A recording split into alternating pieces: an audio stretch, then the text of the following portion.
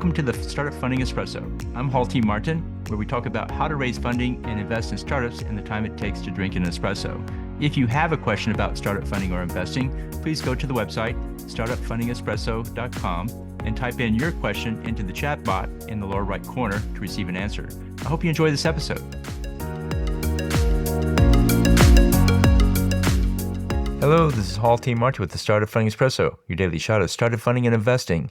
Blockchain startups build value through network effects. The architecture of the blockchain creates several layers with which to foster a network. Here are some key incentives to create a network for your blockchain startup. Utility. The system delivers a service such as funds exchange or data storage. Cash. The system provides tokens with which can be exchanged for fiat currency. Equity. The system provides ownership stakes to those in the network. Reputation. The system provides reputation advantages to those in the network. Access. Those in the network have access to resources such as investors for fundraising. Branding. The system provides a brand to those in the network such as a community that fosters a common goal.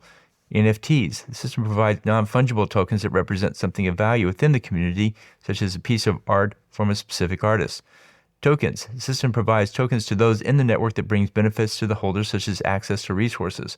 Incentives attract additional users, which in turn increases the value of the network. Thank you for joining us for the Startup Funding Espresso, where we help startups and investors connect for funding. Let's go start us into today. Hall T. Martin is the director of Investor Connect, which is a 501c3 nonprofit dedicated to the education of investors for early stage funding. All opinions expressed by Hall and podcast guests are solely their own opinions and do not reflect the opinion of Investor Connect. This podcast is for informational purposes only and should not be relied upon as a basis for investment decisions.